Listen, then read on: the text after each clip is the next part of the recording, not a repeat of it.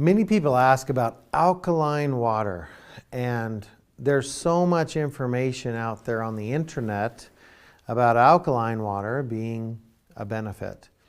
Now, I was in that industry 15 years ago, 16 years ago. I got involved in the alkaline water industry.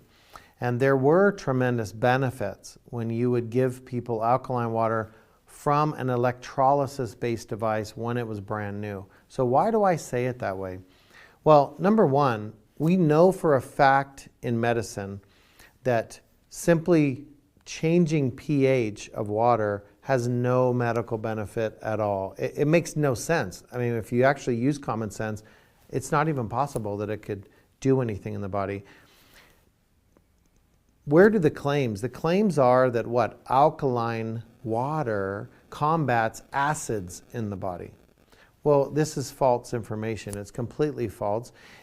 You also hear alkaline water makes you alkaline. Well, wait a minute. What part of the body are we talking about?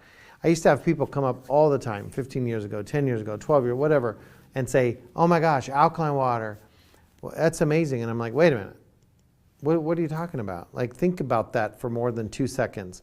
The stomach is acid. We know that bile is a 1.5. We know stomach acid is a 1.5. We know the environment is a 4. When you add the juices and what have you that go with it, the environment itself is a 4 pH.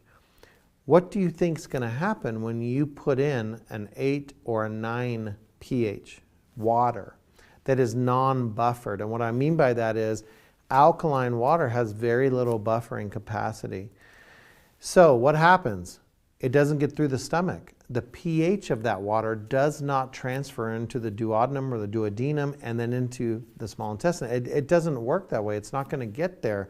When you're putting water in that has very little buffering capacity, the pH is going to be changed almost immediately. And we know this. We can put alkaline water in a beaker and we can drop 1 drop of lemon juice and we can see the pH plummet. Well, we know that the gastric juices, we know that stomach acid is far more powerful or buffering than lemon juice. So, alkaline water by virtue of pH has no medical benefits. But yet, many people, millions of people, had water machines that produced alkaline water and had tremendous health benefits. So where were the benefits coming from? In other words, what's the mechanism that's causing people to have these health improvements if it's not pH? Simply, it was hydrogen gas and the electrical potential, what we call ORP, oxidation reduction potential of water. That's where your benefits were coming from, and the fact that you're drinking water instead of soda. But the reality is it was not pH. It never was pH. And this has been proven now for years that it was hydrogen gas and the ORP, or the electrical potential of water, nothing to do with pH.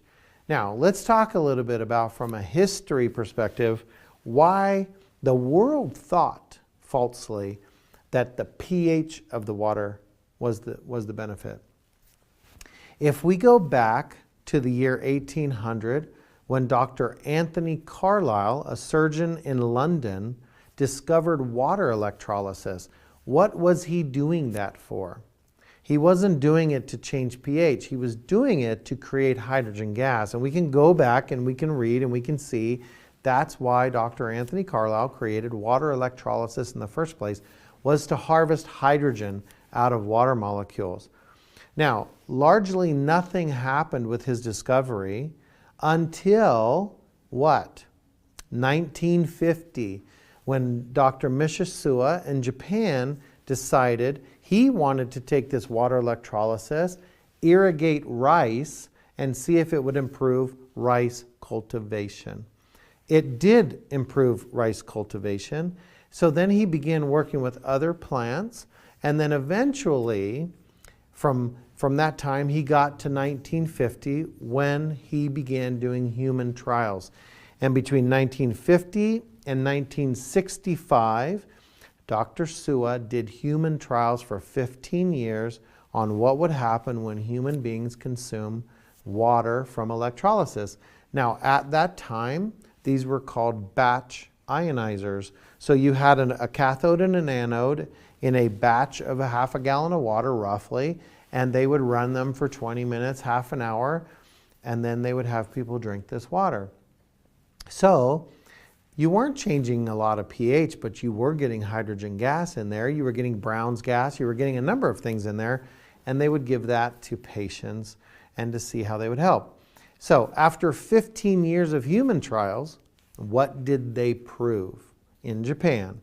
Because the country of Japan in 1965, the Japanese Ministry of Health made these type of devices, these electrolysis devices, a medical device in the country of Japan, because they proved they helped or cured digestive disorders, improper fermentation in the gut. In other words, gut issues were helped by these devices. So based on these findings, they began using this type of water to help those with gut issues and those with digestive disorders. Later, they found that it helped with cancer and diabetes and other things, but they didn't really understand why. Because of the fact that the pH of the water was the easiest thing to test at that time, they made an assumption that the pH was the mechanism of action in the body. It wasn't until years later that that was proven false. They figured out it was the hydrogen gas and it was the electrical potential of the water. They even thought at one point it was the structures, the water cluster sizes, which they later found out in the 1980s that was false as well. So what we settled with as far as a truth perspective was hydrogen and the electrical potential of the water is where the mechanism of healing comes from, is where the benefits come from. So we can get rid of the pH because that actually puts a burden on the body. If we really look at what happens in the stomach, for example, when we drink water that's higher pH, the body now has to produce hydrochloric acid to bring that pH back down. For many people, it's difficult to produce hydrochloric acid as it is. So the fact that you're going to give them alkaline water to drink is going to put a burden on their body. And when they can't produce hydrochloric acid readily or easily, now you've put a metabolic burden on their body, and it's going to stress their system out.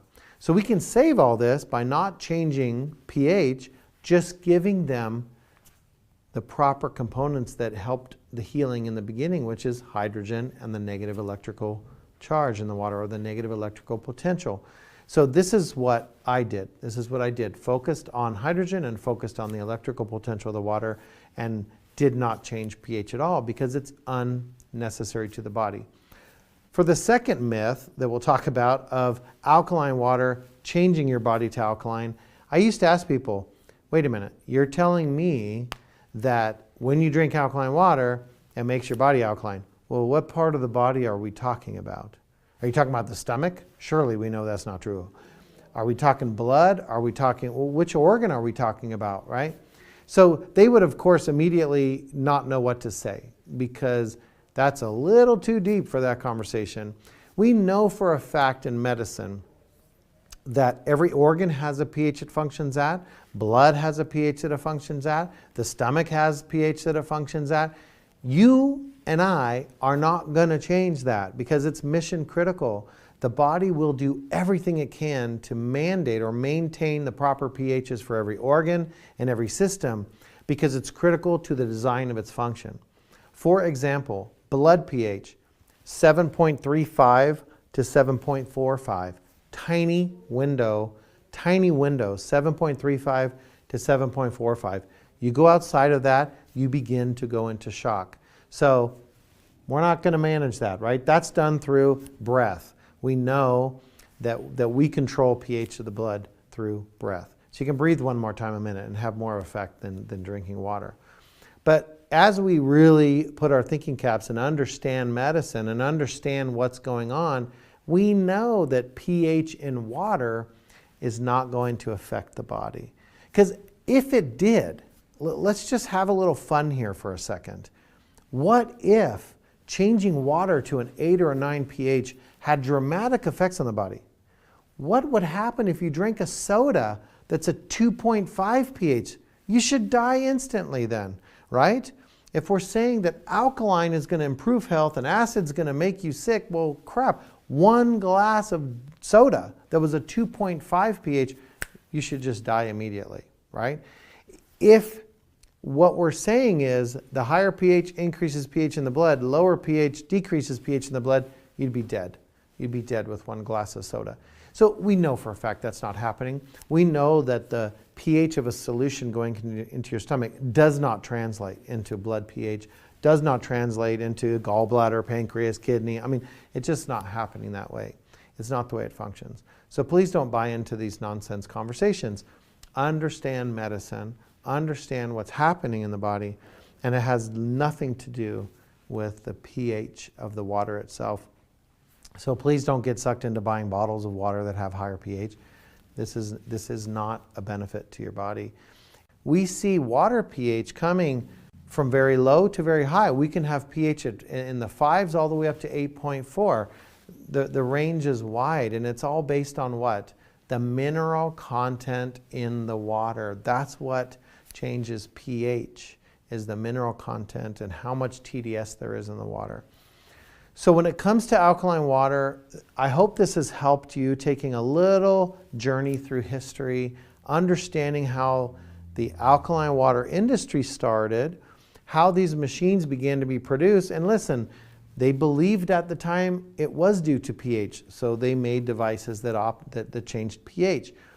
The major weakness in these machines, however, was that the cathode in the electrolysis chamber, that's the negatively charged electrode, it would get scaled up by the positively charged minerals in the water. So you had a negative electrode, positive minerals, they like each other. They have an affinity to one another. Opposites attract. The reality is, after as short as 2 weeks, you would have these electrodes filled up with calcium, no longer able to dissolve hydrogen gas, and no longer affecting the electrical potential in the water, and therefore you would lose the benefits. The therapeutic benefits would be lost. That was the problem with these machines. When they were brand new, people would have miracle events. People would say, wow, I feel so much better. Within a few weeks, no more. They wouldn't feel it anymore until they cleaned it eventually with citric acid or high concentration vinegar to get the calcium off of those electrodes. Then they would feel better again. So we just skipped all that. We designed a machine that won't get scaled up, can't get scaled up. The cathode never touches the water in our hydrogen chamber in the first place, so you can't have calcium build up when you're never touching it with the water with calcium in it. So we only focus on hydrogen and the negative electrical charge, which is where the benefits come from. So this is what we have done, and this is why. So I hope this has helped you understand why alkaline water came and went and is on its way out, because there is no benefit medically from having higher pH water. You may have a tiny, tiny benefit, kind of like taking Tums, by drinking water with a higher pH. It could act as a buffer, tiny, tiny bit, but that's it. That's all that we're going to get. And many people talk about how alkaline water absorbs faster in the body. Well, what that is also based on is the fact that it's just a faster gastric emptying. So it leaves the stomach fast.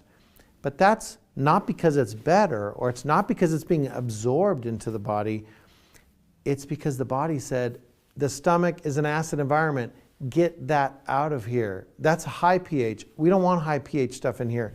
Get that out. And you have a pyloric valve at the top of the stomach and the bottom of the stomach, and they are somewhat pH sensitive. So as soon as you drink water with a higher pH, the pyloric valve says, whoa, get that out of here. And it dumps into the duodenum or the duodenum. And so this is natural, this is how the body works. We have to understand anatomy. We have to understand how the body functions. So again, I hope this helps you understand alkaline water, the good, the bad, and the ugly, and why we don't at all focus on drinking water with a high